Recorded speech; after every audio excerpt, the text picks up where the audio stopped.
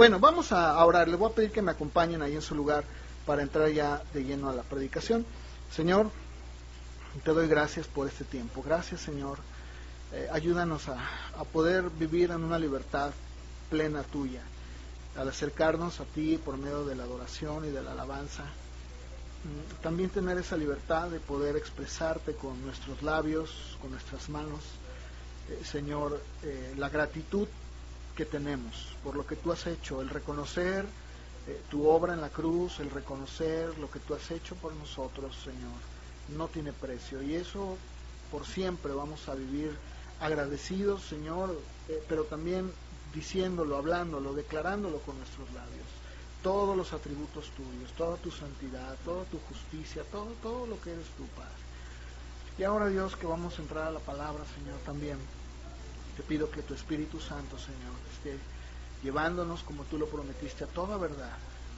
Te pido, Dios, que los corazones de cada uno, Señor, sean abiertos, y que la comprensión, Señor, en la mente, en el corazón, se haga manifiesta, y que podamos cada uno de nosotros recibir la palabra que tú tienes el día de hoy. Te lo pido, Señor, en el nombre de Jesús. Amén.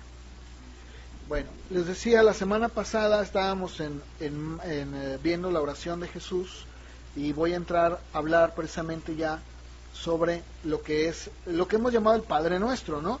Que yo les decía, el Padre Nuestro son menos de 70 palabras en los que encontramos una obra maestra, digamos, ¿no?, de lo que es la mente infinita de Dios. O sea, cómo el Señor, después de que ha hablado sobre lo que no se debe hacer, sobre cómo la oración se había deteriorado, porque los rabinos y los maestros, los fariseos la habían deteriorado, trayendo lo que prediqué la semana pasada, haciendo de la oración una rutina, haciéndola pues ya prácticamente una oración hueca, en donde el judío solamente repetía ciertas frases. Bueno, pues el Señor ahora nos viene a poner bien claro, ¿verdad?, cómo es que nosotros, como creyentes, como sus discípulos, nosotros tenemos que orar, ¿no? Eso lo vimos la semana pasada, y eso es bien importante, que nosotros estemos conscientes.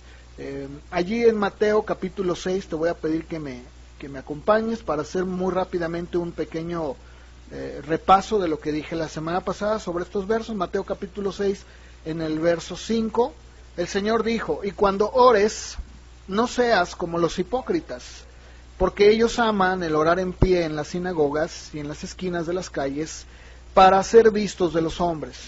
De cierto les digo que ya tienen su recompensa. Mas tú, cuando ores, entra en tu aposento, y cerrada la puerta, ora a tu Padre que está en secreto, y tu Padre que ve en lo secreto te recompensará en público. Y orando, no usen vanas repeticiones como los gentiles, que piensan que por su palabrería serán oídos. No se hagan pues semejantes a ellos, porque vuestro Padre sabe de qué cosas tienen necesidad antes que ustedes le pidan. Ustedes pues orarán así: Padre nuestro que estás en los cielos, santificado sea tu nombre. Venga tu reino, hágase tu voluntad, como en el cielo, así también en la tierra.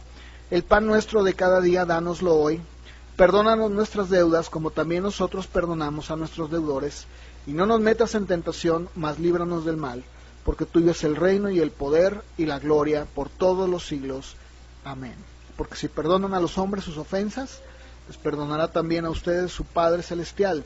Mas si no perdonan a los hombres sus ofensas, tampoco su Padre les perdonará sus ofensas.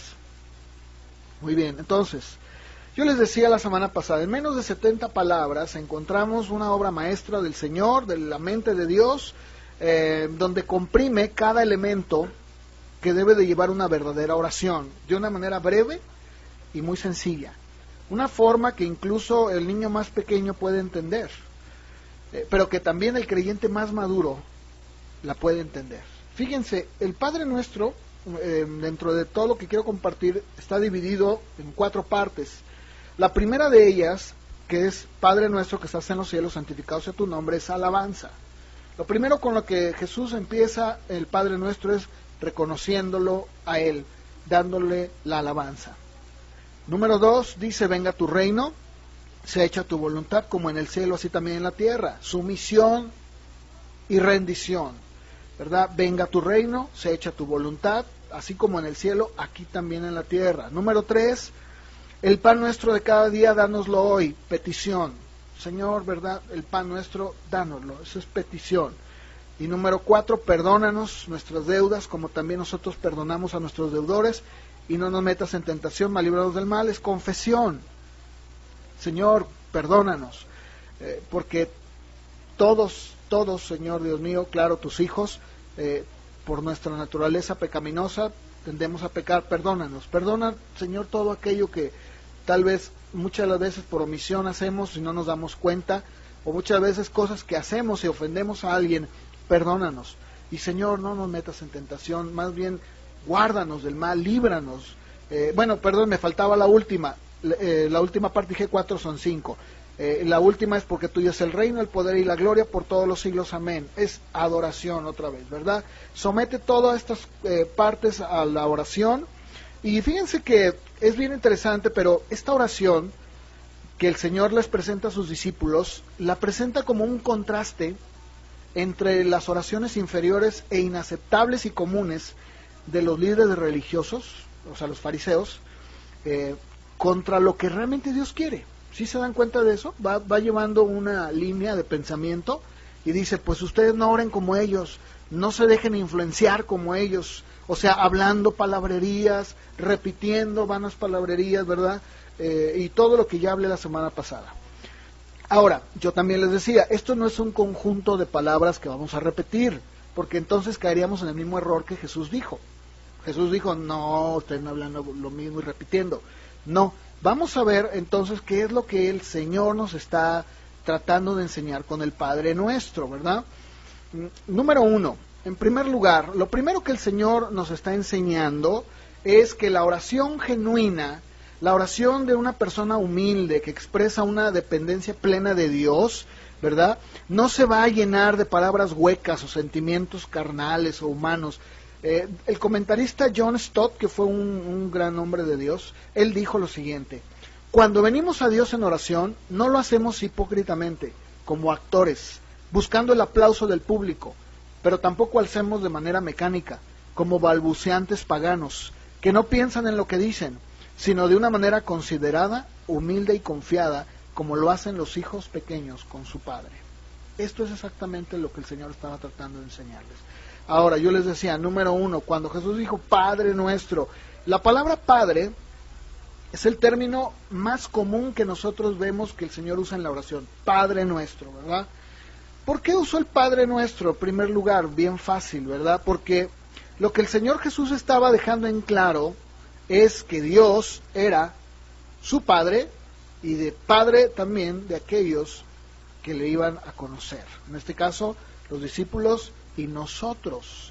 Esto es bien importante porque hasta este punto, me voy a adelantar un poquito, pero los judíos tenían un concepto de Dios como Padre, pero como un Dios muy lejano, un Dios que en un momento dado estaba hasta cierto punto ajeno a muchas de las cosas que ellos vivían.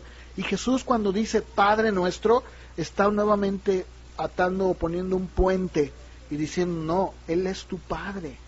Miren, acompáñenme a Malaquías 2, capítulo 2, verso 10. Dice así: ¿no tenemos todos un mismo Padre? ¿No nos ha creado un mismo Dios? ¿Por qué pues nos portamos deslealmente el uno contra el otro, profanando el pacto de nuestros padres? Fíjense que en el Antiguo Testamento, Malaquías, el profeta Malaquías, nos está haciendo claramente una referencia de que en el tiempo de él, pues había una relación muy estrecha entre el pueblo judío y Dios. Y decían, Él es nuestro Padre, cosa que con el tiempo se fue perdiendo, cosa que con el tiempo el judío común ya no se acercaba a Dios con esa confianza, ya no se acercaban así. Por eso es que Jesús empieza su oración diciendo Padre Nuestro, porque lo que quería es impregnar en los discípulos una idea de que ellos, cuando se acercaran a Dios, se acercaran de manera confiada, que no había motivo para acercarse a Él, como muchos se acercaban, ¿verdad?, con temor, con duda, diciendo, ay, pero ¿De verdad me oyes? El día de hoy este pensamiento también está muy mermado dentro de la Iglesia Católica, en donde muchas de las veces el hombre, la gente, tiene un concepto de Dios así como si fuera alguien que está tan ocupado, ¿verdad?, que nunca puede oír, que bueno, no, él no, pues es que Dios, por eso puso intermediarios, ¿verdad? Dicen, pone santos, o a su madre María, para que ella vaya, ¿verdad?, con Jesús, lo convenza, mira hijo, por ahí va Jesús con el Padre, mira papá, pues dice mi mamá que cómo ves, y ahí están, ¿verdad?, diciendo, ¿verdad? Pero este es un pensamiento erróneo, totalmente, porque déjame decirte que, ¿cómo podemos nosotros entonces entender esto de Padre? ¿Dios es Padre para todos? Porque si Jesús habló y dijo Padre nuestro y estaba enseñándole a sus discípulos cómo orar, obviamente tenemos que entender que cuando Él está hablando Padre nuestro, no está diciendo en un sentido general, porque Dios es Padre de la gente, pero en cuanto a lo que Él es como creador, pero no es su Padre espiritual. O sea, Él ha hecho al mundo, Él creó el universo, creó a la gente, pero no puede ser su Padre, ¿verdad?, de manera directa espiritualmente. Mire, vamos a ver Hechos 17:28, porque aquí Pablo les habla a los filósofos griegos en Atenas. Una vez una mujer evangelizando de casa en casa, de puerta en puerta, ¿no? Ya ven que luego se evangeliza así. Una vez tocando la puerta yo le llegué con una persona y me dijo la señora, pues sí, joven, ya ve que todos somos hijos de Dios, ¿no? Y yo le dije, no señora, perdóneme, pero está mal. Me dijo, no, ¿cómo crees? Mira, cuando vienen los testigos de Jehová, ella me dijo, yo los recibo, pásele, y les doy un cafecito, y platicamos, y yo los oigo muy gustosamente. Y dice, pero cuando vienen los mormones también, vienen los mormones y yo los paso, y aquí me hablan de ellos y de su religión, yo los escucho. Cuando vienen ustedes, los protestantes, así me dijo, pues yo los paso, yo los recibo en mi casa, porque todos somos hijos de Dios. Bueno, no, realmente no es así. Podríamos decir, ¿verdad?, que el Dios es Padre de los no creyentes como creador, tal vez sí, como creación de Él. Dice Pablo a los filósofos griegos, bueno, porque en Él vivimos y nos movemos, claro, estamos aquí y Él está en todo lugar. Como algunos de sus poetas han dicho, somos linaje de Él. Claro, Dios es para el hombre en la común, pues es su creador. Pero cuando Cristo estaba hablando de Padre nuestro, estaba hablando no solo de Padre como creador o parte de una creación. Cuando Él estaba hablando eso, Él estaba diciendo, Él es mi Padre porque compartimos la misma naturaleza. ¿Por qué? Porque soy su hijo. Y esto es bien importante. Entonces, Jesús dejó en claro este asunto de quién es Padre de quién, ¿sí? Miren, vamos a Juan 8:44.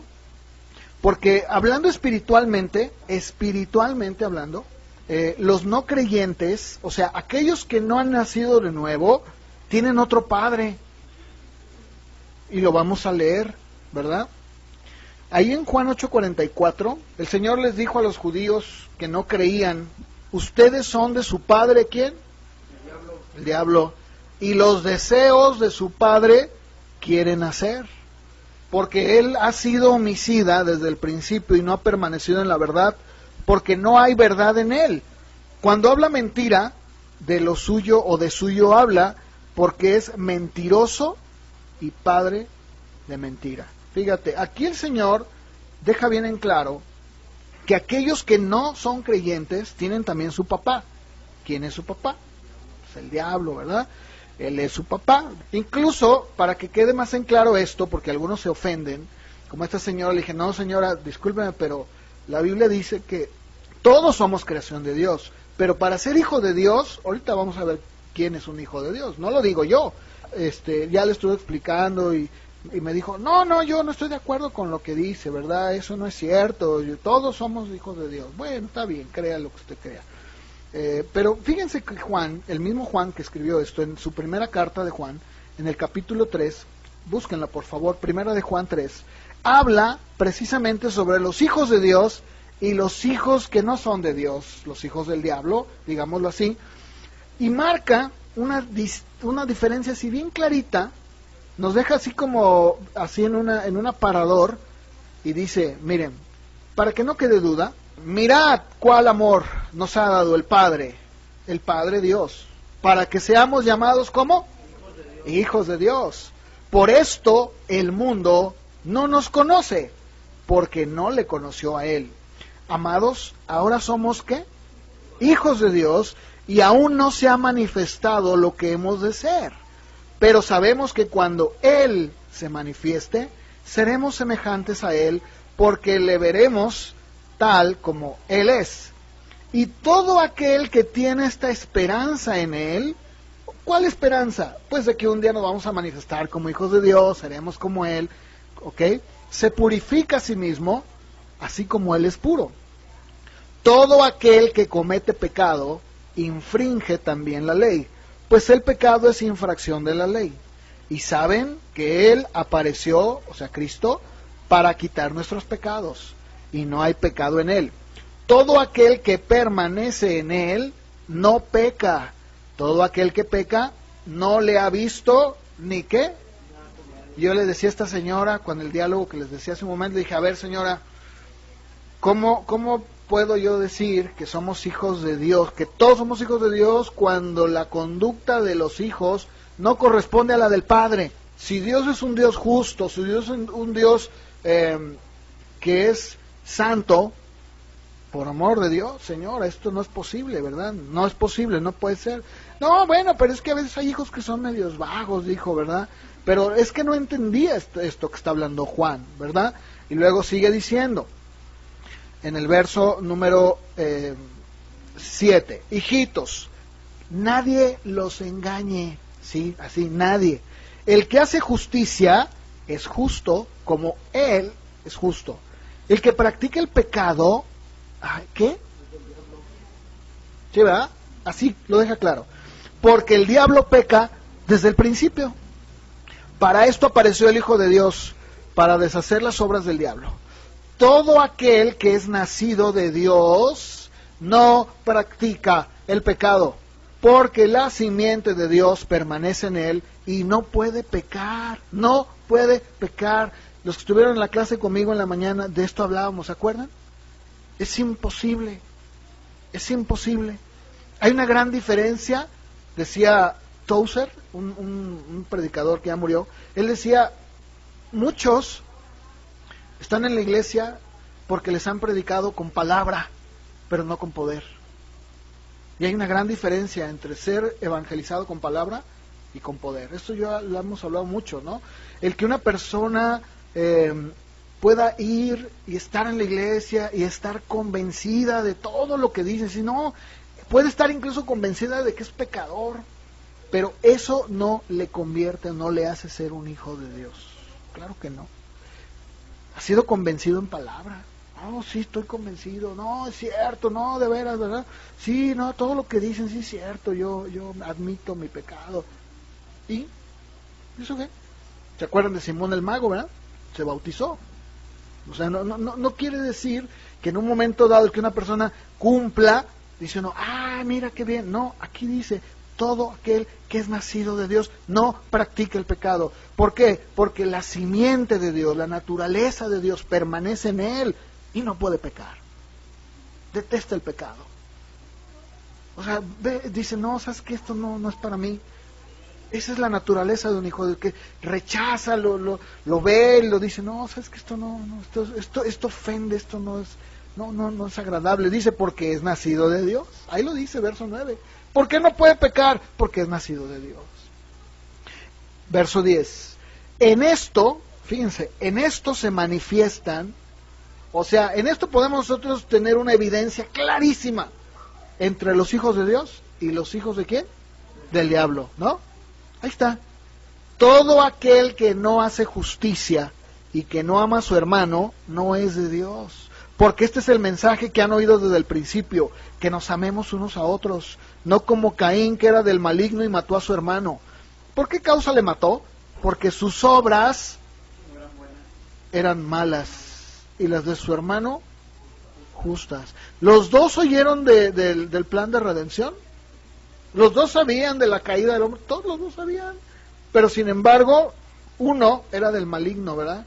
Uno nada más aparentaba, incluso hasta en su forma de traer su ofrenda, pues fue una ofrenda que la verdad no fue agradable.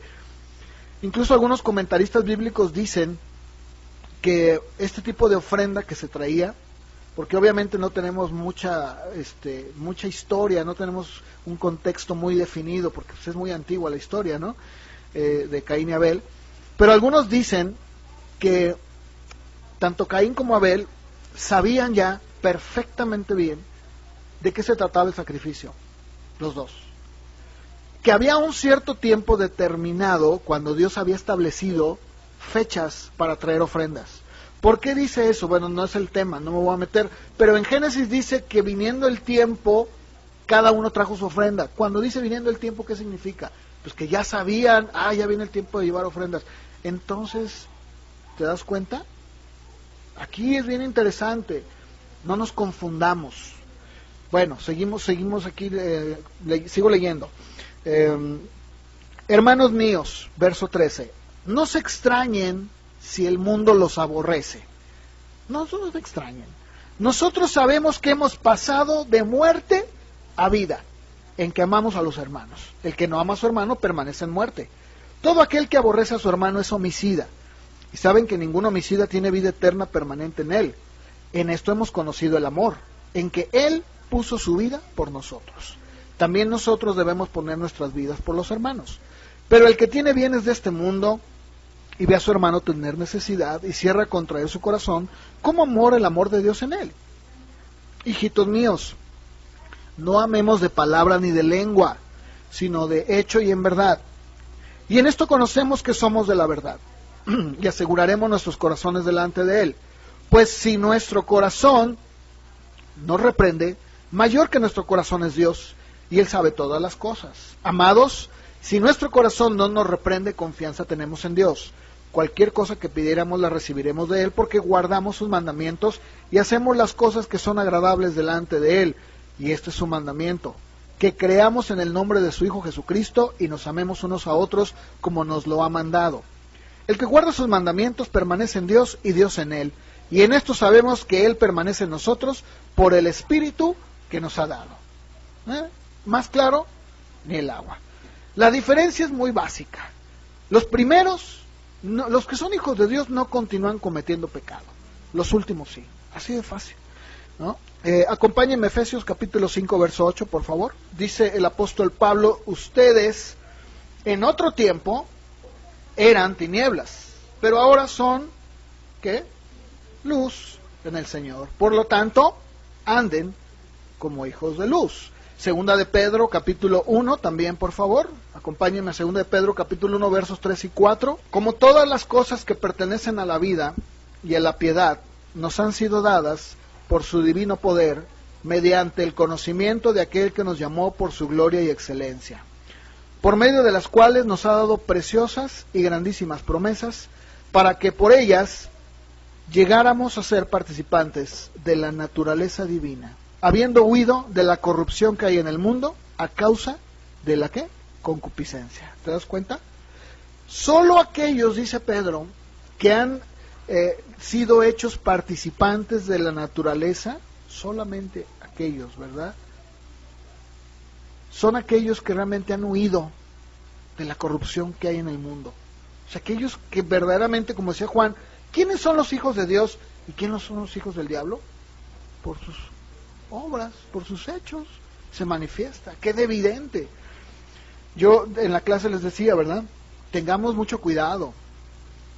Tampoco quiere decir, ¿verdad?, que si una persona va a la iglesia, está buscando de Dios, le queramos pedir nosotros ya inmediatamente fruto.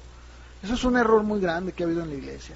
El que una persona vaya a la iglesia no significa que ya es un creyente, pero tampoco nosotros debemos de ponerle cargas y decirle, no, pues tú ya vienes ahora, no, tú ya estás viniendo, tú ya tienes que dejar de hacer esto, ya vas a hacer, no. Pero tampoco nosotros le engañemos y le digamos, no, tú ya eres hijo de Dios, no lo es. ¿Cómo saber realmente? Bueno, pues solamente el Espíritu Santo es el único que puede decir, ¿no? Ahora, Dice Juan, y esto lo vimos también hace tiempo, en el capítulo 1, verso 12, ustedes ya deben de saber Juan 1:12, que dice: a lo suyo vino y los suyos no le recibieron. Pero ¿qué más dice? Pero a los que le recibieron y los que creen en su nombre, ¿verdad?, les ha dado el derecho de ser hijos de Dios, ¿no? Esto es lo que Jesús estaba diciendo. Cuando dice Padre nuestro, está dejando muy en claro, número uno, que nuestra relación con Dios es precisamente así. Yo les decía, la perspectiva judía de Dios en el tiempo de Jesús estaba muy distorsionada. Pensaban que Dios era alguien tan santo y tan puro y lejano, que así le enseñaban a la gente. Tanto que a Jesús mismo lo quisieron matar, porque él decía, ¿verdad?, que Dios era su Padre. Ahí en Juan 5, 17 y 18 vamos a leerlo. Ahora, mientras ustedes lo buscan, San Juan 5, 17 y 18, yo quiero comentarles, ¿verdad?, cómo es que esta perspectiva judía se fue perdiendo. ¿Cómo es? Muy fácil. Debido a la continua desobediencia del pueblo de Israel, a lo largo de los siglos, se empezaron a tolerar, los que estamos viendo Josué, bueno, son todos ustedes, ¿no? Estamos viendo cómo la orden de Dios fue bien clara. Cuando entraron a la tierra prometida, le dijo, sácalos. Desde Deuteronomio le dijo a Moisés, van a sacar a todos. Ellos no lo hicieron. ¿Qué sucedió? Con el paso del tiempo, todas estas naciones cananeas, toda su religión, toda la influencia que había de ellas, empezó a permear muy fuertemente en el pensamiento judío. Tanto que la semana pasada yo les decía que ellos también empezaron a repetir palabras, tal como Jesús dijo, como los gentiles. Pasó lo mismo con ese concepto de Dios, porque toda la idea que estos grupos tenían sobre sus dioses empezó a mermar en el pueblo judío. Los judíos empezaron también a cortar toda relación verdadera que tenían con Dios como su Padre. La empezaron a cortar, la mutilaron, ¿verdad? Y simplemente se convirtió en una reliquia del pasado. Tanto así que con el tiempo el pueblo judío, sobre todo los líderes en este caso, empezaron a dejar de nombrar el nombre de Dios. Ya no lo nombraban. Es más, después de que el pueblo judío regresa del exilio en Babilonia, hasta el tiempo de Jesús, el nombre de Dios ya no se pronunciaba. ¿Por qué? Porque ya no sabían ni siquiera cómo se pronunciaba. No es tan santo que ni... Por ejemplo, cuando decían, o iban a decir, y Dios, decían, y pausaban. Es tan bueno, de verdad, es increíble, ¿no es cierto? Y se fue perdiendo la pronunciación. Todo este concepto fue mermando precisamente por eso. ¿Qué dice Juan 5, 17 y 18?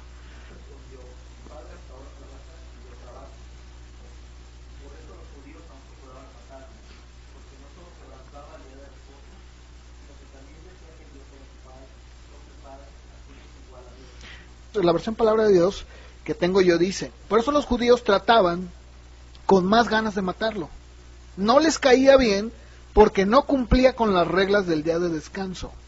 Mucho menos les gustaba que Jesús llamara a Dios su Padre, haciéndose igual a Dios. ¿Por qué? Porque el judío decía, tú no puedes decir que Dios es tu Padre. Pues, ¿quién eres tú? ¿Te crees igual a Él o qué? Pues él es Dios, Él está tan sublime y tan santo, ¿verdad? Y fíjense qué concepto tan erróneo.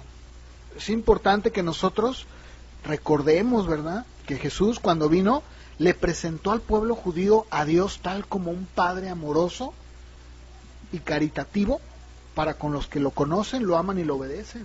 Tanto así que en el Sermón del Monte, en Mateo capítulo 7, acompáñenme ahí por favor, en el verso 7 al 11, les presentó una óptica muy distinta de lo que ellos pensaban. Pedid y se os dará, buscad y hallaréis, llamad y se les abrirá.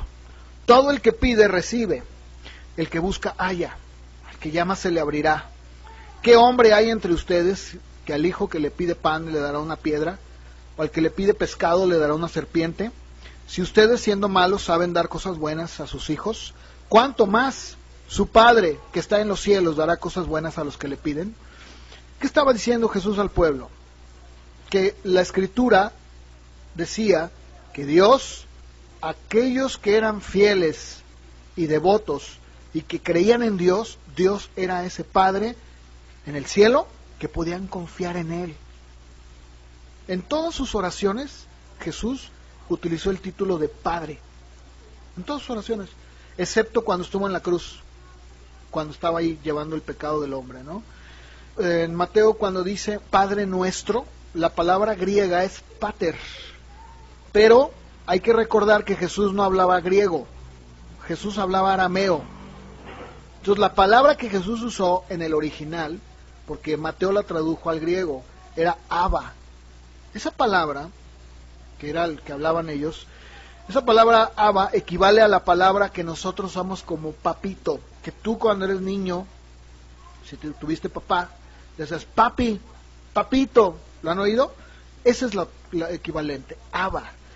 ¿Qué nos tiene que decir la Biblia sobre esta palabra? Algo muy importante. Romanos 8:14, acompáñenme por favor. En una ocasión escuché yo que un misionero fue a Israel y el arameo, aunque ya es una lengua pues prácticamente muerta, pero todavía hay unos lugares en Palestina donde se habla el arameo. Y dice que este hombre misionero estaba en el mercado y vio como un niño, por accidente, ¿verdad? Porque sucede pues, se soltó de la mano de su papá y se perdió. Entonces se sintió en un momento dado, ¿verdad? ¿Cuántos se han perdido? Yo me perdí una vez en el mercado, cuando tenía como 7 años, y me sentí muy mal. Y dice que este niño, lo que le llamó la atención a él, fue que empezó a gritar, ¡Abba! ¡Abba! ¡Abba! ¿Verdad? Entonces le llamó la atención. ¿Qué estaba diciendo este niño? Papito, papi, papi, ¿verdad? ¿Qué dice Romanos 8:14? Pablo dice, todos los que son guiados por el Espíritu de Dios, estos son hijos de Dios. Oye, pero, pues es que todos somos hijos. No, todos somos creación, pero no hijos. Dice Pablo, no han recibido el espíritu de esclavitud para estar en el temor otra vez, no, sino que recibieron el espíritu que nos hace ahora ser hijos adoptados por Él, que clama, con el cual clamamos. ¿Cómo clamamos? Abba, Padre. Y dice él mismo, ese espíritu, el Espíritu de Dios, es el que da testimonio a nuestro espíritu de que somos hijos de Dios. Yo por eso les decía, no es posible que una persona diga, yo soy hijo de Dios porque a mí el pastor me dijo, o porque me dijo que orar esta oración, y con eso, mira, yo, no, el Espíritu Santo te tiene que dar testimonio de que tú eres hijo de Dios, y si realmente te da testimonio y eres su hijo, entonces se tiene que evidenciar, tiene que haber evidencia en tu vida. Lo leímos hace un momento, dice, ya no peca, no practica ya el pecado, a eso me refiero. Y dice Pablo, ¿verdad? Si somos hijos, también entonces somos herederos, y herederos de Dios, y coherederos con Cristo Jesús, si es que padecemos juntamente con Él, para que juntamente con Él seamos glorificados. También en Gálatas capítulo 4, versos 6 y 7, acompáñame. Y por cuanto son hijos, Dios envió a sus corazones el espíritu de su Hijo, el cual clama, Abba, Padre. Así que ya no eres esclavo, sino hijo. Y si hijo, también heredero de Dios por medio de Cristo Jesús. Ahora podemos acercarnos a Dios en oración como nuestro Padre. Fíjate qué hermoso, ¿no? Antes éramos enemigos de Él, dice la Biblia. Pero al acercarnos, fíjense qué hermoso, porque el acercarnos a Dios como Padre implica muchas cosas. Número 1, disipa nuestros temores, infunde esperanza, elimina la soledad, ¿no es cierto? Una persona que no tiene a Dios en su vida puede estar en medio de un estadio de béisbol o de fútbol o en un lugar lleno de gente y sentirse el hombre más miserable y solo del mundo, ¿no es cierto? Pero cuando tiene a Dios puede estar en el lugar más recóndito y sentirse que no necesita nada. ¿Por qué? Porque eso es lo que hace Dios como Padre en nuestras vidas, ¿no? Pero no solamente eso, cuando tenemos a Dios como nuestro Padre, vence el egoísmo. Ahí dice la oración de Jesús, Padre nuestro, Padre nuestro. No dice Padre mío, no es mi papá, nada más, dice Padre nuestro. Incluso se dan cuenta en la oración de Jesús, jamás, nunca usa oraciones egoístas, nunca. Siempre dice, Oren así, Padre nuestro, ustedes también, Padre nuestro, fíjate, increíble, ¿no? En Efesios 6:18, oren por todo el pueblo de Dios, por todos los santos, dice Reina Valera, oren, orando por todos los santos. ¿Qué habla eso? Eso no habla de que alguien puede decir, es mío, nada, no, es mío y es de él y de él y de él. Somos una familia, Dios nuestro Padre. Vence el egoísmo. Pero no solo eso, ser Dios nuestro Padre provee recursos. Claro que sí. Efesios 1:3, por favor. Pablo escribe, bendito sea el Dios y Padre de nuestro Señor Jesucristo, que nos bendijo con toda bendición espiritual en los lugares celestiales en Cristo. Arthur Pink, que fue un cristiano, un predicador, escribió lo siguiente sobre esto. Dijo, si Dios está en el cielo, entonces la oración necesita ser algo del corazón y no de los labios, puesto que no hay voz física en la tierra que pueda rasgar los cielos. Pero los suspiros y gemidos llegarán a oídos de Dios. Si vamos a orar a Dios que está en el cielo, entonces nuestra alma debe estar separada de toda la tierra.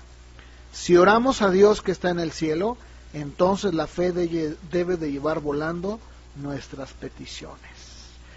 Todo lo que nosotros tenemos al tener a Dios como nuestro Padre, todo lo que el hombre busca, comunión, paz, victoria, valentía.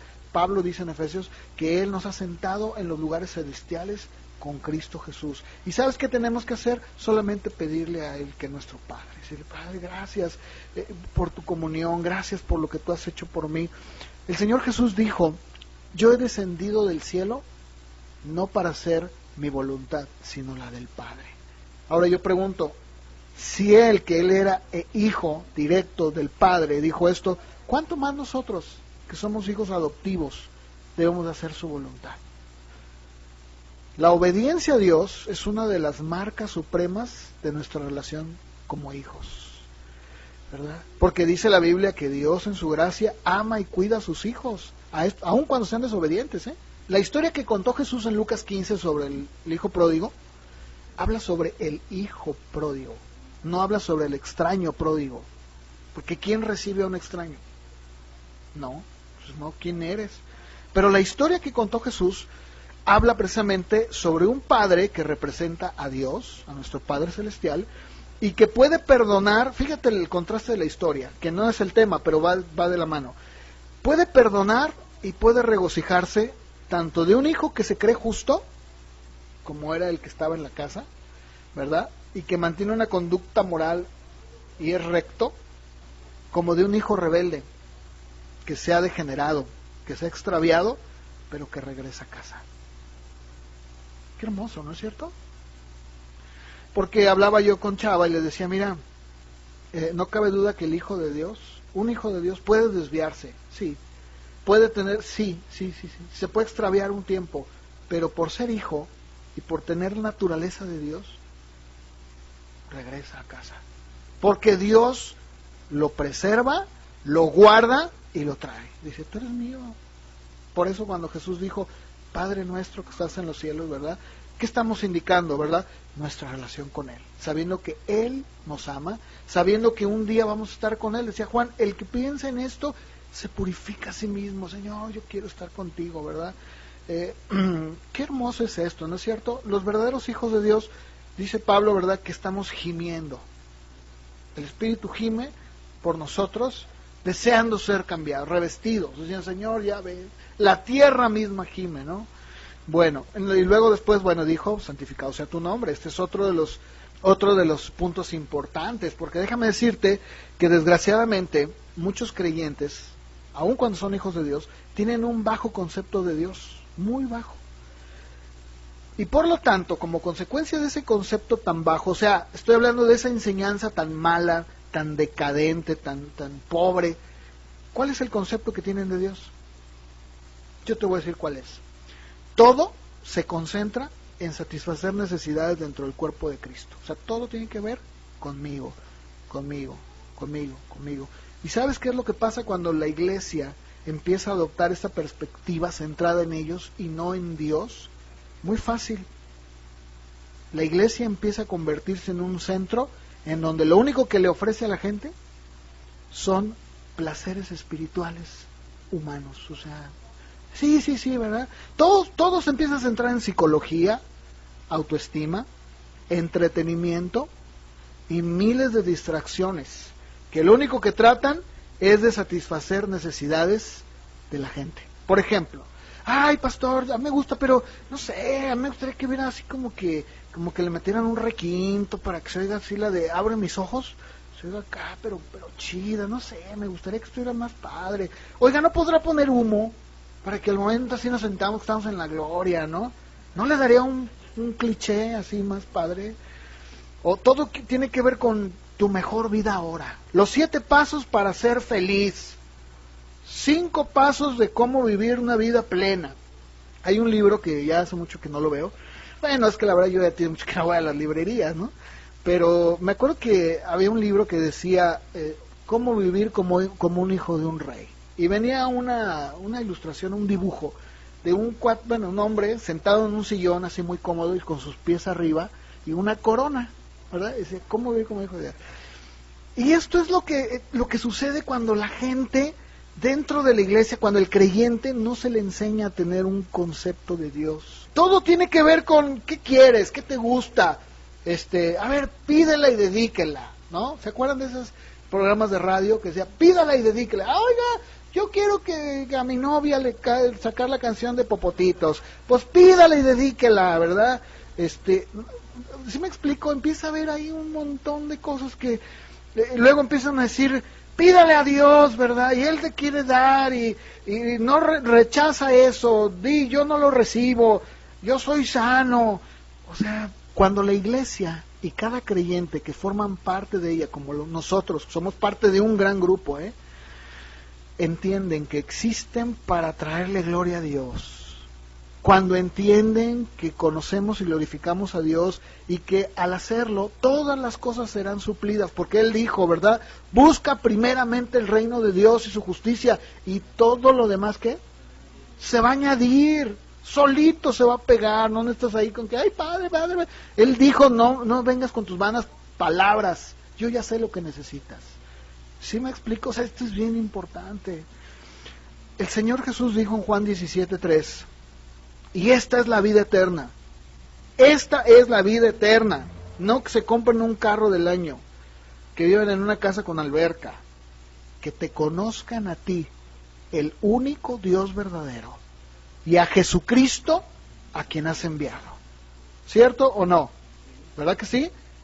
Pero muchos creyentes, debo de decirlo, aún hijos de Dios, no veneran a Dios. Sus acciones demuestran irreverencia. Sus oraciones son como las que vimos en Santiago. Pides y pides mal para tus placeres. ¿Y qué dicen, hombre? Almas adúlteras.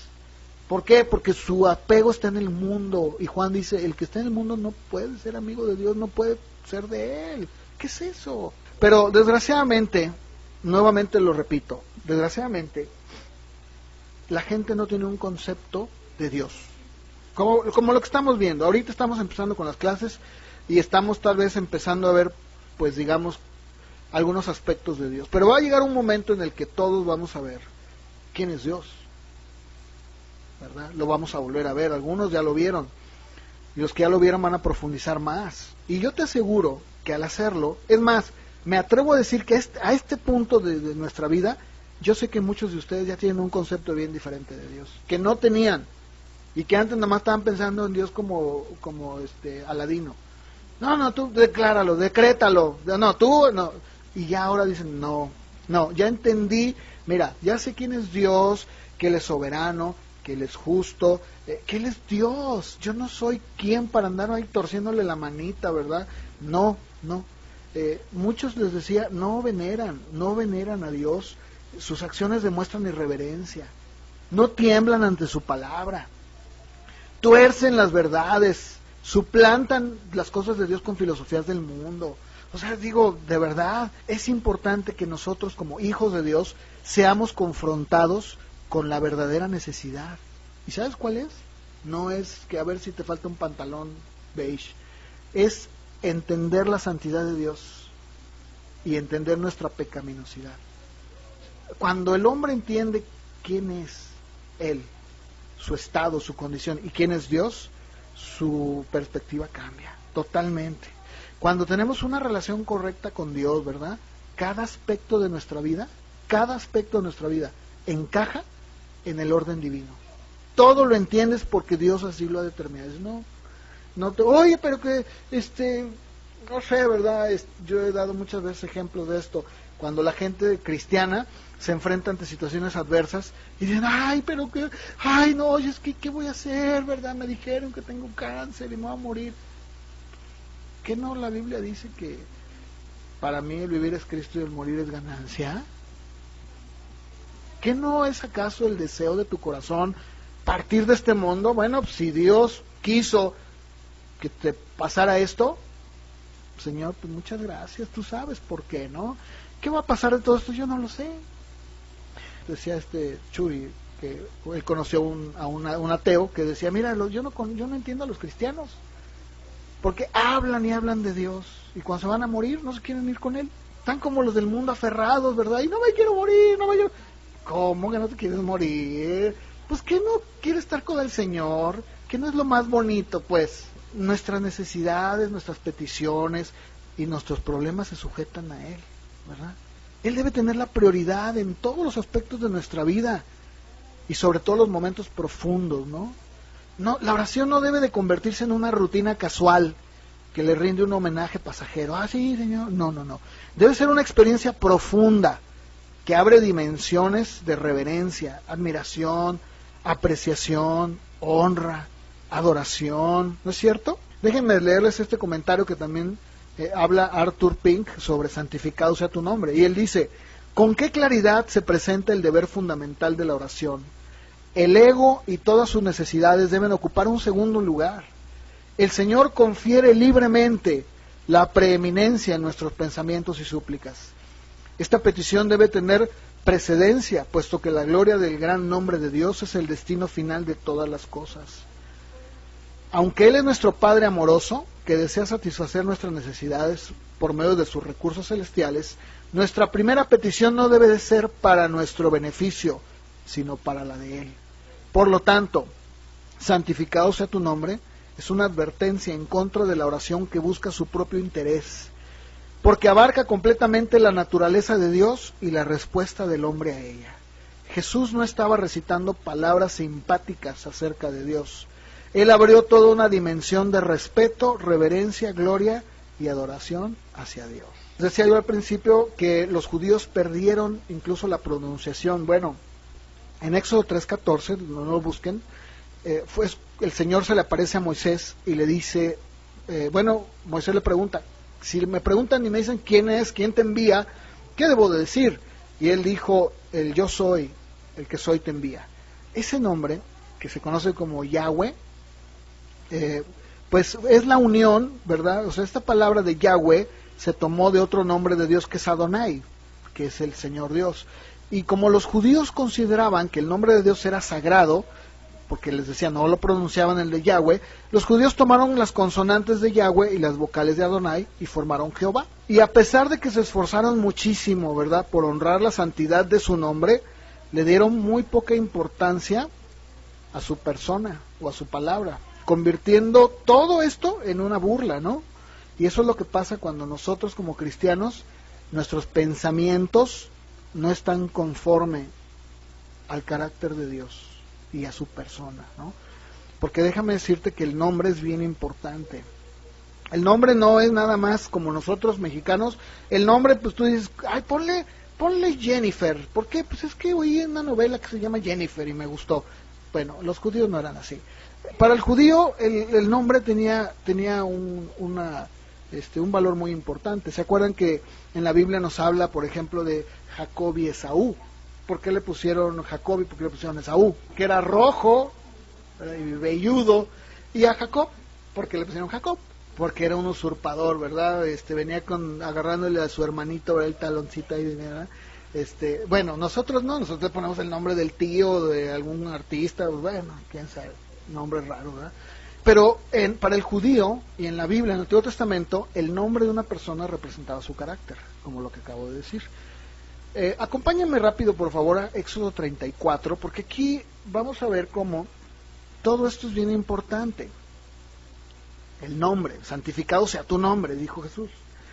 Éxodo 34, versos del 5 al 7, dice, y Jehová descendió en la nube, y estuvo allí con él, está hablando de Moisés, proclamando el nombre de Jehová. Y pasando Jehová por delante de él, proclamó, Jehová, Jehová, fuerte, misericordioso y piadoso, tardo para la ira, grande en misericordia y verdad, que guarda misericordia a millares, que perdona la iniquidad, la rebelión y el pecado, que de ningún modo tendrá por inocente al malvado, que visita la iniquidad de los padres sobre los hijos y sobre los hijos de los hijos, hasta la tercera y cuarta generación. ¿Te das cuenta? El nombre de Dios es el conjunto de todas las características mencionadas en los versos 6 y 7.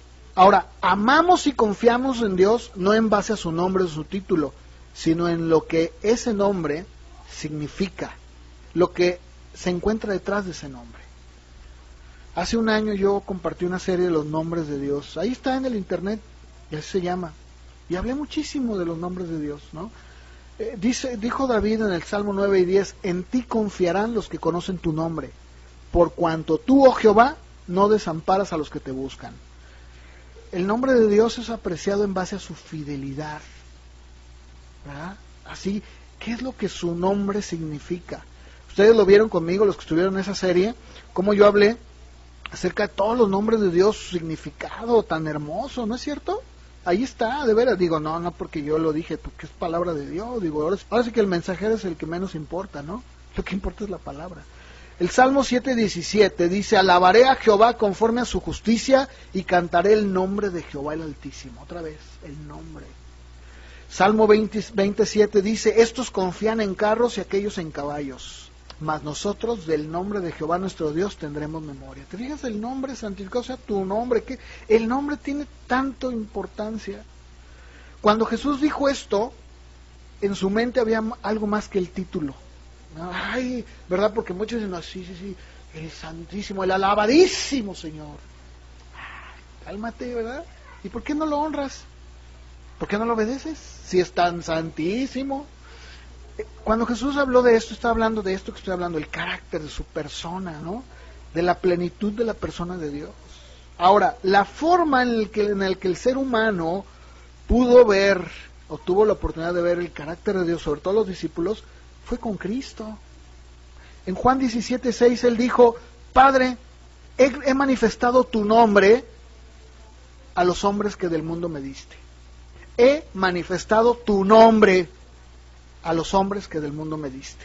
No necesitó decirle a sus discípulos, ¿verdad?, del nombre de Dios, más bien reveló el carácter de Dios, ¿verdad? Y ellos lo vieron, dijo, sí es cierto. De hecho, cuando yo di esa serie, cada uno de los nombres de Dios estaban íntimamente ligados al carácter de Cristo, todos. En Juan 1:14 dice, y el Verbo se hizo carne y habitó entre nosotros, y contemplamos su gloria, como la gloria del unigénito del Padre, lleno de gracia y de verdad. Y el mismo Señor le dijo a Felipe en Juan 14:9, el que me ha visto a mí, ha visto al Padre. Ahí mismo en Juan 1:18 dice, ¿verdad?, que nadie ha visto a Dios jamás, pero que el Hijo, que está en el seno del Padre, Él le ha dado a conocer. Entonces, santificar el nombre de Dios no es una frase, no es un rito de oración, es una oportunidad para glorificar, reconociendo su grandeza, su maravilla, todo lo que implica su nombre. Es tremendo, ¿no? De todos los nombres y títulos de Dios en el Antiguo Testamento, cada uno de ellos, de esos nombres, muestra una faceta diferente de su carácter y de cómo expresaba su voluntad. Elohim, el Dios creador, el Dios de pacto, ¿se acuerdan cuando prediqué de esto? El Elión, el Altísimo, el que posee el cielo y la tierra. O sea, miren, si tan solo los cristianos de hoy estudiaran los nombres de Dios o les predicaran por lo menos los nombres de Dios, con eso diría uno, Dios mío, ¿verdad? Él es el Elión, Jehová Jireh, el que ya ha provisto. Jehová Nisí, el que es nuestra bandera. Jehová Rafa, el que te sana, ¿verdad? Jehová Naká, el que te disciplina y te mete tus nalgadas, también lo hay. Jehová Shalom, nuestra paz, ¿no? Jehová Ra, mi pastor. Sidkenu, mi justicia, o bueno, nuestra justicia, para no caer en el error del mío, ¿verdad? Que, bueno, son muchísimos, ¿no? Que podría hablar, pero todos estos nombres hacen referencia a los atributos de Dios. Fíjense qué importante es, ¿no? El mismo Señor Jesús nos provee la enseñanza más clara sobre ese nombre. Les decía, ¿cómo dijo el ángel que se llamaría? ¿Cómo dijo? Su nombre será ¿qué? Jesús, que significa ¿qué? El Salvador, ¿verdad? Así es. El mismo Señor, a ver, díganme algunos de los nombres del Señor Jesús aquí en la tierra. Muy bien, Príncipe de Paz, Hijo de Dios. Bueno, Emmanuel pues ya estaba acá implícito en el Antiguo Testamento. Agua viva, el buen pastor, la resurrección y la vida, la estrella resplandeciente de la mañana, el Cordero de Dios, bueno, ¿verdad? Isaías dijo, ¿verdad? Dio uno de las escrituras más hermosas que hablan de la naturaleza de Cristo, que en sus nombres, en Isaías 9:6, admirable consejero, Dios fuerte, Padre eterno, príncipe de paz. Increíble, ¿no es cierto? Entonces, el que nosotros podamos ver la importancia del nombre, pues ahora tenemos que santificarlo, porque santificado sea tu nombre. Entonces no se trata, como decía, decir, sí, ya sé quién es. Oh, no, sí, no, de eso voy a hablar la semana que entra. Vamos a ver, porque si decimos santificado sea tu nombre, Jesús lo dijo, ¿a qué estaba refiriendo? Ya estamos entendiendo, su nombre, pero entonces, ¿cómo es que santifico su nombre? Lo vamos a ver la semana que entra. Nada más les puedo decir que la palabra santificar es una palabra que se traduce agiazo, que significa hacer santo, sagrado, santificación. Y eso es bien importante, les voy a decir por qué. Porque la Biblia nos dice, Pedro nos dice, ¿verdad?, que si Dios es santo, ¿cómo debemos de ser nosotros? Santos. Dice, Dios es santo, sean santos. Eso lo vamos a ver la semana que entra. Bueno, entonces vamos a continuar desglosando el Padre Nuestro. Ya vimos Padre Nuestro, ¿verdad? Estás en los cielos. Estamos viendo santificado sea tu nombre. Vamos a entrar a eso. Y vamos a ir poco a poco viendo toda la oración del Padre Nuestro hasta terminarla. Y yo espero que quede claro, que de verdad se vaya entendiendo. Esa es de veras mi oración. Que todo esto que estoy tocando vaya quedando bien entendido. Que si en un momento dado había alguna idea distinta, bueno, pues que a través de estas predicaciones vaya quedando claro y diga, ya, no, pues sí, voy entendiendo. Yo tenía la idea, ¿verdad?, de que pues las cosas eran diferentes, pero no, ya ahora entiendo que cuando yo me acerco a Él, ¿verdad?, pues debo hacerlo de esta manera. Y bueno, esa es de veras mi oración, ¿no?, que les quede bien claro, de tal manera que esto se traduzca en tu vida. No se trata nada más de escucharlo, que lo lleves a la práctica. Y yo estoy seguro que cuando tú y yo tenemos este concepto correcto de Dios, de su nombre, todo esto que estoy hablando, de cómo orar, yo estoy seguro estoy, que tu vida de oración va a ser muy diferente, muy distinta, diferente por completa. Pónganse de pie. Bien, vamos a orar. Por favor, ahí acompáñame. Señor, gracias, Padre, gracias por tu palabra. Ayúdanos a hacerla más clara cada día.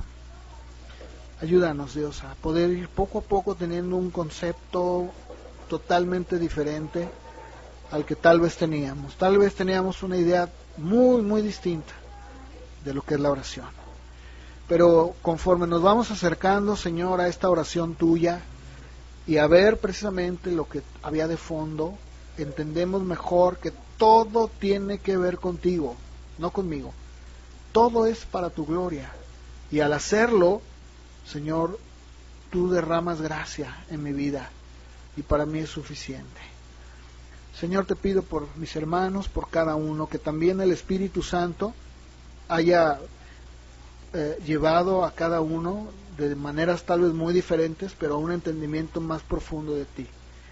Y que esto, Señor, siga siendo recordado a lo largo de la semana, tal vez cuando van a orar en sus momentos personales, que también el Espíritu Santo les recuerde cómo orar, cómo es que tú nos dices que debemos orar. Te lo pido, Señor, y te doy gracias. En nombre de Jesús. Amén.